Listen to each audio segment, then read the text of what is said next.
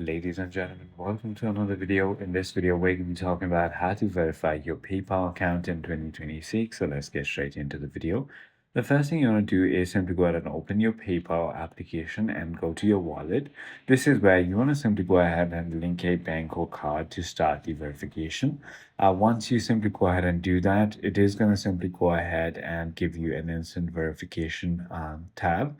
You want to simply go ahead and find small deposit links and then return to the wallet, enter the exact value, and then confirm your card request by entering your card code. Once you've done that, it's also going to go ahead and ask you for your identity verification, and you will need to go ahead and upload a high quality photo of your government ID. Once you've done that, your account should be verified. I hope this video clarifies everything for you. If you have further more queries, feel free to comment down below, and I'll see you on the next one.